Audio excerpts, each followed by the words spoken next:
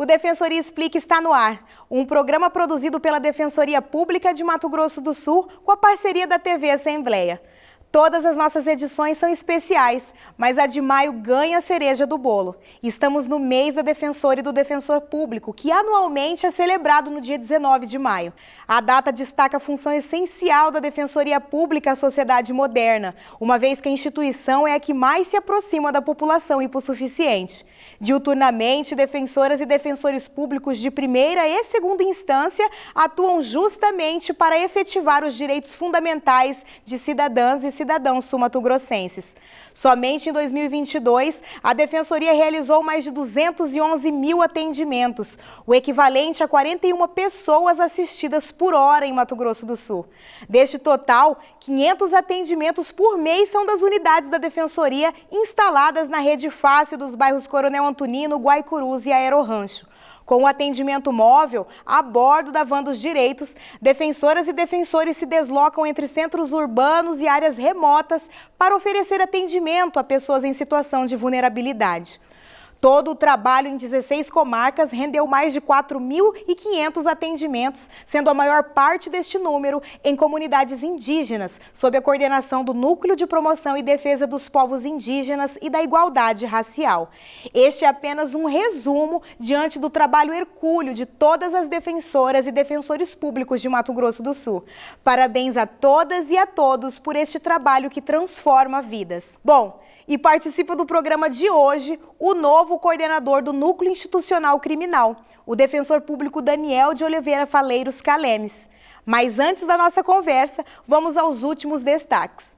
O defensor público geral Pedro Paulo Gasparini participou da nossa edição anterior para falar dos projetos da nova gestão. E como previsto, junto à administração superior, ele realizou a primeira reunião de trabalho com as coordenações regionais, administrativas e temáticas da Defensoria Pública. Vamos conferir.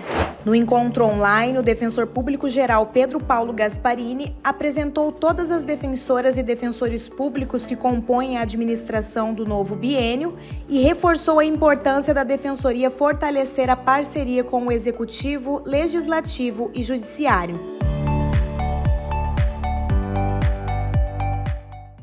O defensor-geral também assinou com o governador Eduardo Riedel e a ministra das Mulheres Cida Gonçalves um protocolo de intenções voltado ao enfrentamento da violência contra a mulher. A assinatura aconteceu durante o encontro estadual de gestoras realizado no Bioparque Pantanal, que reuniu diversas autoridades. No evento, o defensor-geral destacou a inovação que a parceria promoverá no enfrentamento à violência de gênero. Acompanhem comigo. Durante a assinatura do protocolo, o defensor-geral destacou que a instituição sempre foi comprometida com o enfrentamento à violência contra a mulher. E agora, com a soma de esforços do governo estadual e federal, essa triste realidade será transformada. Este protocolo garante a oferta de oficinas em parceria com a Subsecretaria da Mulher para o debate de temas como a violência doméstica e familiar, violência sexual, direitos sexuais e reprodutivos, atendimento humanizado e especializado às mulheres vítimas de violência e demais violações de direito. O defensor-geral também participou da reunião de trabalho do NUDEM, que teve como tema a uniformização da atuação da Defensoria Pública na defesa da mulher em situação de violência. A Beatriz acompanhou a reunião e traz mais informações para a gente. Isso mesmo, Dani. Eu estou aqui no prédio da Escola Superior da Defensoria Pública, na primeira de muitas reuniões que serão realizadas com foco no atendimento especializado às mulheres vítimas de violência de gênero atendidas pela instituição.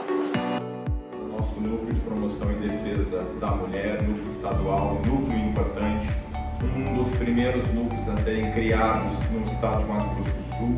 E o NUDEM é referência não só no nosso estado, mas em todo o Brasil. Por todas as colegas e colegas que participaram ativamente e ainda continuam levando a promoção e a defesa da mulher em todos os campos, aonde passam, é o reconhecimento do trabalho de cada um nesse esforço que tem que ser conjunto. E é por isso que quando a doutora Thaís fez o projeto e encaminhou, ele rapidamente foi acolhido e entendido como a nossa primordial atuação no atendimento à mulher, no atendimento à pessoa que é vítima por conta de uma situação de gênero. Então eu agradeço imensamente à escola, agradeço às colegas do Núcleo de Promoção e Defesa da Mulher, as palestrantes que aqui estarão logo mais brilhantando o nosso encontro, a coordenação do NUDEM e a Escola Superior da Defensoria Pública na pessoa do Dr. Igor. Uma especialização da escuta, para que o defensor lá na ponta, a defensora que está fazendo o atendimento lá na ponta, seja de um caso de consumidor, seja de um caso de família, um caso criminal, uma execução da pena, seja capaz de identificar que aquela mulher está trazendo um discurso que é possível ser caracterizado como ela sendo vítima de violência. Na Assembleia Legislativa, o defensor-geral Pedro Paulo Gasparini participou da cerimônia de posse da professora Gleice Jane Barbosa no cargo de deputada estadual. Acompanhem comigo. Na solenidade, o defensor-geral reforçou que a instituição está à disposição para parcerias em prol dos direitos da população em situação de vulnerabilidade.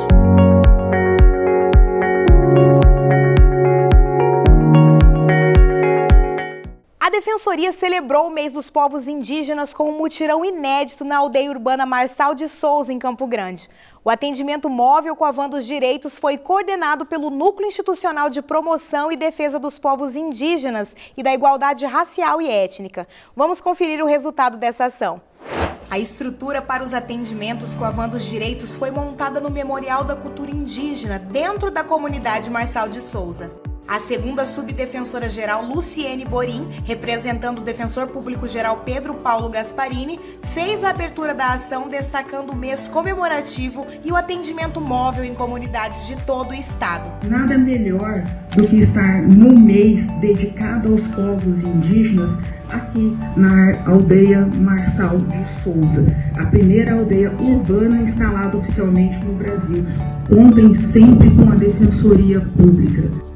O coordenador do NUPIR também destacou que a missão da Defensoria vai além dos gabinetes e se efetiva em campo. O cacique Josias Ramires agradeceu o trabalho da Defensoria em prol da população indígena, principalmente na garantia de direitos. A ação com a Van dos Direitos se encerrou com mais de 800 atendimentos. Além dos serviços jurídicos da Defensoria, tivemos o apoio da FUNSAT, com mais de 1.800 vagas de emprego e regularização de carteira de trabalho, a Receita Federal e a Sejusp com a emissão de CPFs e RGs e a SAS com a produção de cadastros únicos. O segundo dia de mutirão contou com a roda de conversa promovida pelo NUDEM sobre a violência contra a mulher.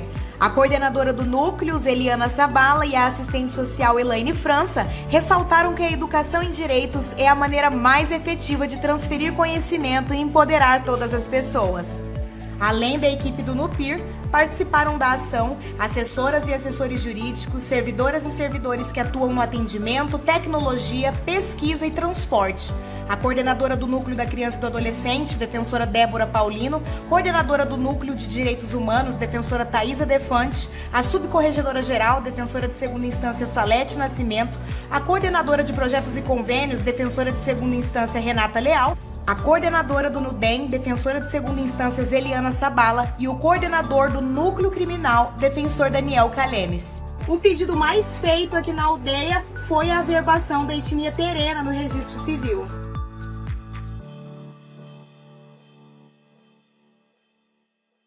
E mesmo antes de entrarmos no período sazonal das doenças respiratórias, o país inteiro foi pego de surpresa por uma síndrome respiratória aguda grave que tem acometido principalmente crianças menores de 5 anos. A busca por leitos pediátricos aumentou e a atuação da Defensoria Pública foi destaque na mídia. Vamos conferir algumas entrevistas da coordenadora do NAS, defensora Ene Diniz. A defensora explica que a Justiça tem concedido liminares no prazo de 12 a 24 horas para as situações de maior urgência. Casos com classificação de risco 1. Se não tiver leito em hospital público, a Secretaria Municipal de Saúde deve arrumar vaga na rede particular. Ainda assim, tem sido um enorme desafio. Já temos alguns leitos sendo operacionalizados, estamos participando do remanejamento de médicos pediátricos na rede pública para que o atendimento seja feito o mais breve possível. Além do atendimento presencial, a Defensoria dispõe de um número de WhatsApp para atendimento à noite, feriados e finais de semana. É o 99134 9041. A gente percebe agora uma média de 40 crianças por dia à espera de uma vaga em hospital. É a situação mais crítica com as nossas crianças. A Defensoria Pública do Estado também tem acompanhado tudo isso, porque muitos casos chegam até a Defensoria.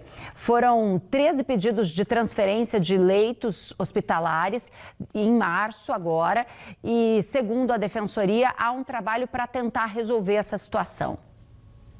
A Defensoria Pública acompanha em sistema de plantão o problema dos leitos hospitalares, sejam eles pediátricos ou não. E o que nós identificamos que houve um acréscimo extraordinário de ações buscando transferência de leito hospitalar no mês de março de 2023. O que nos chamou a atenção é que nós estamos fora do período de sazonalidade das doenças respiratórias. Então, aparentemente, temos um surto de síndrome respiratória que tem acometido principalmente as crianças.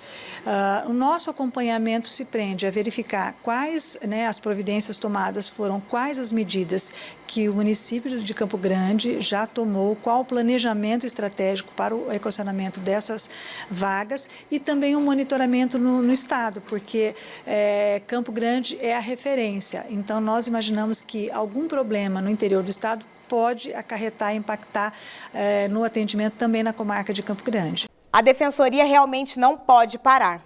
Nós vamos para um rápido intervalo, fiquem comigo.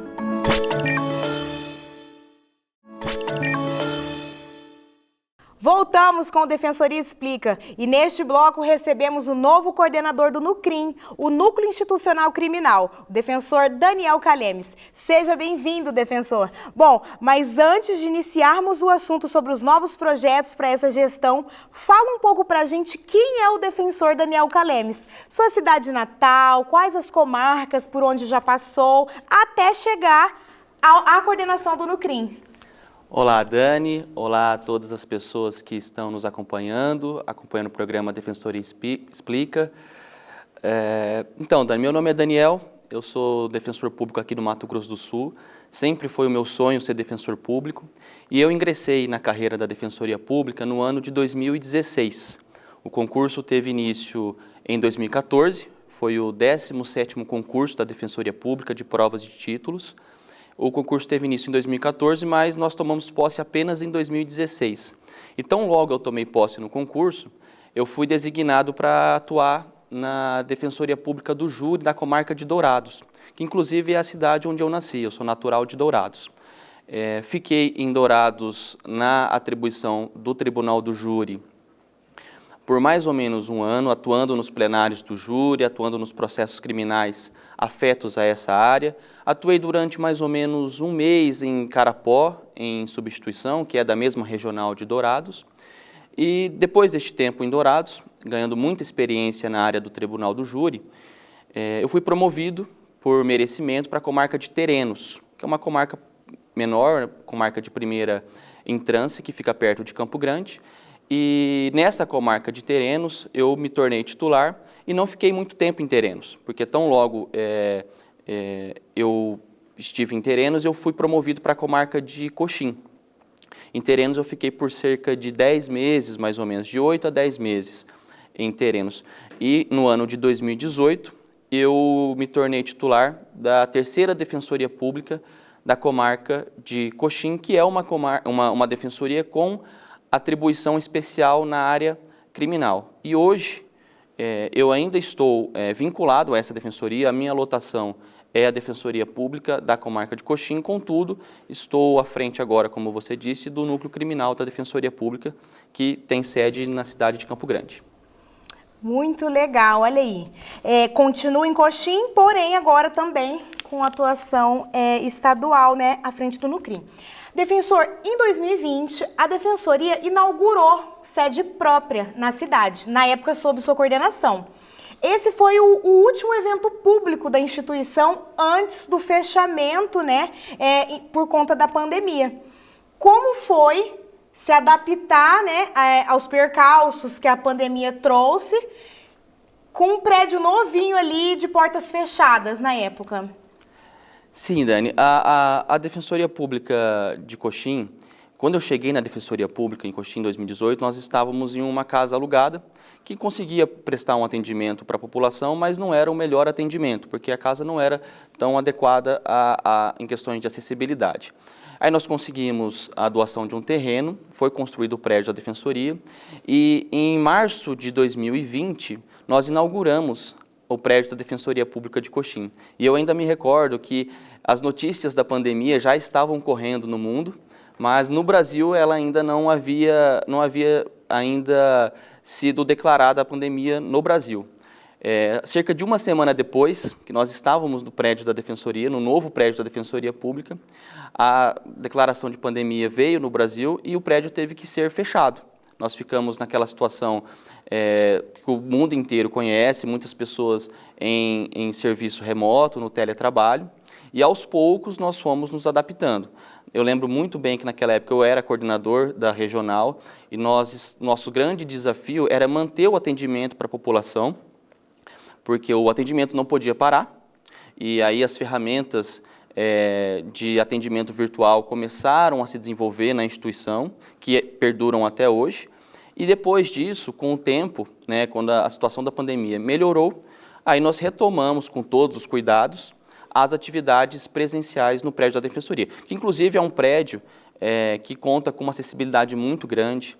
É um prédio que a inauguração do prédio da Defensoria Pública foi um marco histórico, tanto para a Defensoria Pública, para os seus defensores e defensoras públicos, que passaram a trabalhar em melhores condições, como também para um marco histórico para a cidade. A cidade de Coxim passou a ter um prédio que pudesse atender a população em situação de vulnerabilidade com muito mais qualidade. E a satisfação dos atendidos da Defensoria Pública, dos usuários do serviço da Defensoria Pública, foi muito clara, foi muito evidente. Com certeza. Bom, realmente foi um divisor de águas, né? Tanto o novo prédio quanto essa situação pandêmica mundial. Agora sim, vamos falar do Nucrim. Explica pra gente, antes de falar das perspectivas, né, para sua nova gestão, qual é a atribuição do Nucrim dentro da Defensoria Pública? Então, Dani, eu recebi esse convite para assumir a coordenação do Nucrim na gestão do Dr. Pedro Paulo. Foi com muita alegria e muito entusiasmo que eu recebi esse convite. O Nucrim é o núcleo institucional da Defensoria Pública que atua na área criminal. É um núcleo que foi criado pela Resolução 239, de fevereiro de 2021. É um núcleo relativamente novo, mas apesar de ser um núcleo relativamente novo, ele já fez muita coisa. Muitos projetos já foram concluídos e a composição do núcleo é composta pela coordenação, que é o cargo que eu estou assumindo, pelos defensores e defensoras públicas de segunda instância e pelos defensores e defensoras públicas de primeira instância, bem como por uma equipe técnica de assistente, assessores e uma equipe multidisciplinar. A missão do Nucrim, de uma forma bem resumida, ela consta do artigo 3º dessa resolução, que é atuar em favor das pessoas hipossuficientes que têm algumas demandas relacionadas à área criminal, seja na parte do inquérito policial, como também na parte processual. Legal. Bom, e aí o senhor diz assim, recebi esse convite com muito entusiasmo. O senhor já tem assim uma ideia do que planeja assim para essa nova gestão? Nós vamos... existem vários projetos, várias expectativas já em andamento. Alguns projetos bem-sucedidos da gestão anterior nós vamos dar continuidade, como, por exemplo, o Banco de Teses da Defensoria, que é um banco de teses que auxilia os colegas que estão na ponta, que estão trabalhando nos processos criminais, seja no interior, seja na capital. Esse banco de teses ele já possui um acervo grande de peças, mas a nossa ideia é expandir ainda mais para facilitar o trabalho dos colegas. E para além disso, nós vamos continuar prestando auxílio aos colegas que estão na ponta, trazendo atualizações jurisprudenciais, acompanhando temas relevantes relacionados à área criminal, como, por exemplo, as audiências de custódia, que nós estamos monitorando a retomada das audiências de custódia para todos os tipos de prisões, não só para as prisões em flagrante. Então, todas as prisões, sejam prisões preventivas, por cumprimento de mandado de prisão por sentença definitiva ou por mandato de prisão temporária, nós estamos monitorando a retomada dessas audiências. Claro, novas demandas vão surgir, o núcleo criminal ele sempre está trabalhando em parceria também com os demais núcleos, com o NUPIR, por exemplo, que é um núcleo que trabalha com as questões indígenas. Então, toda vez que surgir alguma questão na área criminal que seja de relevância, tanto para o NUPIR como para o NUCRIM, nós iremos atuar em parceria, dialogando com os demais núcleos. O NUCRIM também já dialoga muito com o NUSPEN, que é um núcleo que trata das questões de execução penal, tanto nas questões de inspeções ou tratando de outros temas. E retomando a questão das audiências de custódia, a participação da Defensoria nessas audiências ela é muito intensa, né? E, além do acompanhamento dessas pessoas que estão ali passando pela audiência de custódia, o núcleo criminal possui hoje um campo muito vasto para pesquisas, para extração de dados, e essas pesquisas vão ser divulgadas, é um planejamento do núcleo, vão continuar sendo divulgadas para mostrar para a população qual que é o perfil das pessoas encarceradas, quantas pessoas estão recebendo a liberdade provisória. Então, é um banco de dados que pode trazer estatísticas importantes, tanto para a atuação dos colegas, como também para a sociedade. Nossa, muito bom que o defensor falou sobre esse tema. A Defensoria acompanha, como o senhor disse, todas essas audiências. Tem uma dúvida que muitas pessoas têm. Quem pode passar pela audiência de custódia? O senhor acabou de falar que a Defensoria está acompanhando para que não seja só quem é preso em flagrante. Então, quem são essas pessoas que podem passar por essa audiência? Todas as pessoas que são presas, seja por o cometimento de um crime em flagrante, seja pelo cumprimento de um mandado de prisão que esteja já em aberto nos sistemas da polícia, essa pessoa deve passar pela audiência de custódia. Ainda que ela não tenha cometido um crime, se há um mandado de prisão nos sistemas dos órgãos policiais e esse mandado de prisão é cumprido, essa pessoa, uma vez presa, tem que passar pela audiência de custódia. Contudo, esse é um tema ainda muito polêmico. Hoje, na maioria das cidades aqui do estado do Mato Grosso do Sul, só as pessoas que são presas em flagrante delito que estão passando pela audiência de custódia. E essa retomada da audiência de custódia para todos os tipos de prisão é que o NUCRIM vai monitorar e vai se esforçar para que seja efetivado novamente.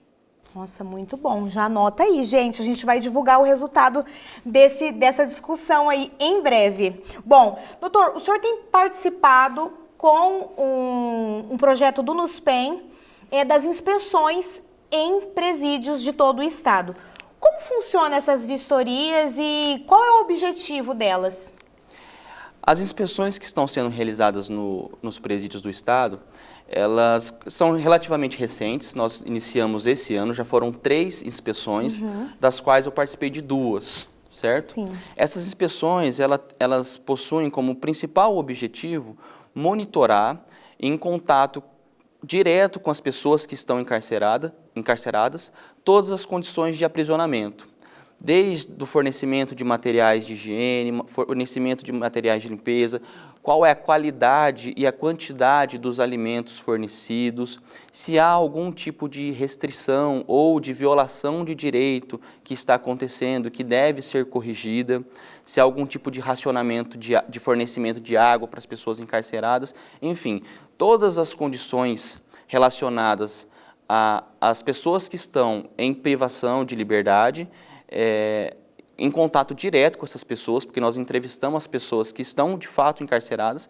e nós vamos monitorando. Ao final, o NUSPEN, em parceria com o NUCRIM, emite um relatório apontando todos os pontos que merecem uma atenção, merecem serem melhorados, e esse documento, esse relatório, eles são encaminhados para as autoridades competentes, né, com recomendações, requerimentos e aí por diante. Com certeza. Bom, um trabalho realmente que transforma vidas. Mais uma vez, como eu disse no primeiro bloco, parabéns a todas e a todos por este trabalho que realmente transforma a vida de muitas pessoas. E eu agradeço a sua participação, defensor. Já adianto um convite para uma próxima edição. Eu que agradeço e fico à disposição.